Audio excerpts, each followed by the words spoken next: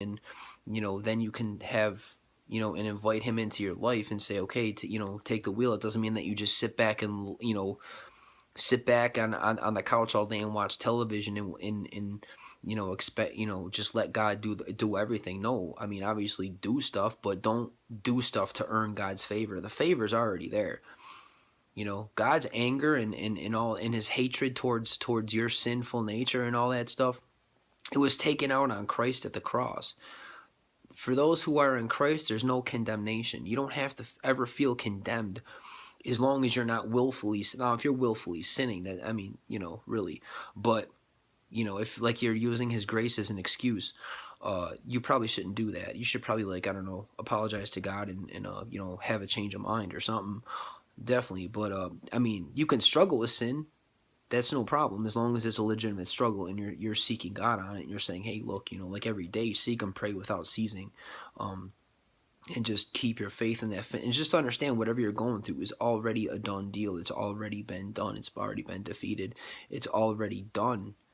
It's already done. Like, I don't know, if you're smoking cigarettes, if you're drinking alcohol, or whatever you're going through, pornography, whatever you're into. I don't know. It's 2016. I mean, there's stuff all over the place to get up into. I mean, whatever. I guess is pick your poison. Whatever you're into, it's a done deal, man. So just understand that it's a done deal. And the reasons a lot of people, you know, I don't know, just people tend to think, people expect things to change overnight, but you got a lot of stuff in you, a lot of stuff. I mean, just because you come to Christ, it doesn't mean that you're washed clean right away. It just means now that you've received the power to be healed, So by keeping your faith not a little bit to the left or the right, but right on that finished work. And invite Christ into your life. Say, really mean it. Just say, hey, look, I need help. I'm a sinner. I need help. And this ain't working for me no more. Whatever you're going through, it's just not working for me no more. I don't just need deliverance from one or two things. And I know I'm not never going to be perfect, but this lifestyle, the way of the world, all that out there, the stuff I was into before, like whatever, just say whatever you want to say. It doesn't have to be a dress, you don't have to dress yourself up. That's religion. You could talk to God if you're going to the bed, you taking a, going to the bathroom. I mean, whatever, man. Talk to God in the shower, on the toilet, whatever. You could sit there and lay down in bed and talk to God. You could sit there, and it doesn't matter, man. That's a relationship. I mean, do you have to dress yourself up in a tuxedo and have your hair done a certain way to talk to one of your parents? If you do, that's a problem. Odds are, I'm guessing you don't. You know, like, do you really have to look like $1,000,000 in order for somebody who genuinely loves you to pay attention to you? No, they're gonna take you like you are. Well, so what's then why be religious? God doesn't want religion. He wants a relationship with you like everyone else. Like we were meant for relationships. That's why he created us, and he wants one with us as well. So so that's how to get Christ. But if you're already in Christ, well, I said Matthew. Let me get better lighting. Sun's going down.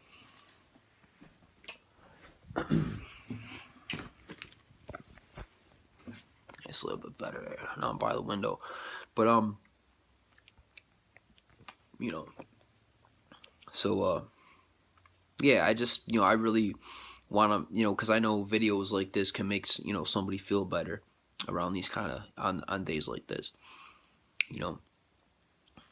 So I mean, basically what a Matthew 24 through 34 is talking about, those 10 verses at the end of Matthew chapter 6, is God is just saying, look, I mean, he knows exactly what you need when you need it. He knows exactly what you're going through. He knows the injustice. He knows everything. He knows everything. He knows every time, every thought, every time you blink your eyes. He knows. I mean, I don't know how, but he does. Everything is accounted for, man. Everything is just like, and to try to wrap your brain around something like that. If you're going to base your beliefs off of something that if you have to understand God in order to really believe God, then you're never going to believe God, because you can't believe somebody who you can't figure God out. We weren't meant to figure God out. You know, doesn't mean you have to be blind. It doesn't mean you have to take your brains off and throw them on the garbage can and just kind of like blindly follow God.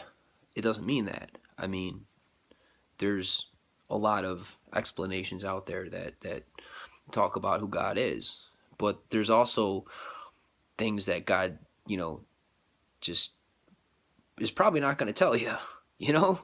So at that point, you just kind of have to walk by faith and not by sight, and understand that God is God, and you don't have to have all the answers. But I mean, if you need deliverance from something or something, like if you have a problem, just give it to God, and you know, be open and honest with Him. That's all. Even if it's belief or faith or whatever, I don't know, whatever. If you're not entirely convinced of Christ or the Bible or you know, even God Himself. I mean, Christ is God, but you know what I'm trying to say. I mean, whatever you're struggling with, it could be something earthly, spiritually, whatever. Or, you know, like I said, you mothers out there, you know. But you know. But yeah, I mean, you know, I mean, sometimes I do forgiveness. You know, I make videos like this about forgiveness, because I think it's important, especially, you know, in situations like, well, I mean, situations like anything, you know, but especially situations like this, you know, forgiveness can be very, very key. Well, it is very key. So, but trust me, God sees everything. He sees everything. Even if your son or daughter is delirious, and there's a good chance that your son or daughter is just like, I don't know, you know. And I know how frustrating it can be to, you know, I'm just taking for granted you had the chance to really tell your kid the truth in a real, you know, pleasant way. Hopefully you weren't, you know, being mean towards the mother or father of the child. Hopefully you were being civil about it. But, you know, you come out and you tell the truth, and you're not really expecting your kid to run back to you and say, "Oh, daddy, mommy," you know. But, you know, it's to have your son or daughter just like, you know, kind of ignore the truth, and then just to kind of run back to the, you know, just what I mean by run back is just like, you know, completely disregard the truth, and then just kind of say, "Oh, that's the truth. Oh, no, I'm not even worried about that," and just like kind of sidestep the truth, and just kind of, you know, fall back into the arms of, you know, the abusive parent. It's just like, dude, are you serious? Like, I don't know. Like, try to wrap your brain around that instead of God. I mean, you have a better chance on trying to figure that out, but it's probably not going to happen because I can't figure it out. But, hey, look, I was never in a position like that, you know, and there's a chance that you were never in a position of whatever you're going, you know. So, you know, but you just have to, you know, really give your son or daughter some slack. You know, I mean, obviously, if they're disrespecting you, that's a different story. Don't take that. I mean, nobody deserves to be disrespected. But you know, especially if you're the real mother or father of that, if you're the biological mother or father of that child, then that child needs to respect you. You know, but you know, I don't know. But I'm just basically sitting here. I'm just connecting with you. You know. And I'm just letting you know that God knows everything. So, you know, you don't never have to worry about because I know it's easy to get into a place like, oh, nobody understands and nobody knows and da da da da da. I mean, it could be one of those, you know, it can be on this planet, you know, like people don't know what goes, like that's the difference between God and people. Like, you know, it's easy to fool people. It's easy for a parent, especially a parent, to fool their child into thinking the other parent is just an animal, you know, because you have to understand your child is not God. Your child is limited by flesh and blood. Your child doesn't know what went on in the past. Your child doesn't know really anything outside of what, you know, his or her parent, you know, and whoever else is telling. I mean, you have to understand, like there's a chance that, you know, there's a chance that you know, this, you know, your ex, the one that the child is living with, there's a huge, and this is how it happens a lot of times. You have, you know, they have it's what you call an entourage, It could be just consisted of one or two or three people. It doesn't have to be a whole bunch of people, but usually it's family or close relatives or friends or something, you know, that might have known you, or really came, whatever, you know. So you never really know, like, and those people could be coming forth and saying, hey, look, what your mom is telling, your mom is telling you the truth. Your father or your mother is no good. I'm not saying that's happening in your circumstance, but it happens in a lot of circumstances like that. And you have to understand that, that's the difference between your child and God. You just kind of look at the circumstance and you're like, how can this be? How can people be so blind?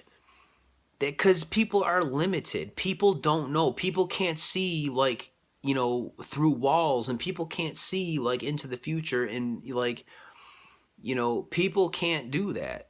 Like, people, like, because your son or daughter or whoever, is being fooled by by these people or person or whoever, in any situation. It doesn't necessarily have to be a situation such as this. It could just be any situation. Like, people are limited. Like, I know all too well what it's like to look at a situation and be like, dude, how could people be so, like, even after the truth, people are just so blind. It's because, look, you tell the truth, you're telling the truth, but to somebody else, they don't. How do they know it's the truth? For all they know, yeah, I mean, you're sitting here saying, well, this person over here is, did something wrong, and I'm trying to tell you the truth. You're telling the truth. God knows you're telling the truth. Look, I believe you. You're telling the truth. I mean, I hope you are. But you can't expect your kid, or, to really, like, because your kid doesn't know, Your kid is just basically, for whatever reason, I don't know, maybe the kid doesn't know you. Like my kid doesn't know me. I don't know. I mean, it's easier to believe somebody who you've known your whole life versus somebody who you've, only met a handful of times, and she doesn't even remember those. I mean, come on, dude. I do as clear as day, but she was a little baby. She doesn't know me, So she basically has two choices: to run with, to run with what her mom says. Her mom has just been with her every day. She doesn't know me. And I don't know, there's probably a good chance that you've been separated from your kids for quite some time. So you have to take that into consideration and understand that, look, you're telling the truth. And so does God. And, but as far as your kid goes, you have to understand, and, it could be hard, but you have to understand that, because when you tell the truth about something, and you're just overlooked. Like, it's hard enough to come out and tell the truth as it is. But then you come out and you actually, gather up the courage to tell the truth. You actually have the courage to really track your son or daughter down after all this time, and then, kind of tell the truth. And then, they, your son or daughter or whoever, doesn't believe you. Well, they don't know. They don't know. I mean, but they don't know. I mean, they have to make a choice between the parent that they're living with and then you. You don't know what they've been told. I mean, you don't know. So you have to take all these things into consideration. I mean, yeah, it is messed up, but I mean, really, what are you going to do? So at that point, that's the point that I got to, a little while ago, and that's kind of like why, I don't know, like when I do videos like this on forgiveness, I do tend to touch on that, because that's one, not the only experience. My whole life does not revolve around one situation, but it happens to be one of the more, severe situations in my life.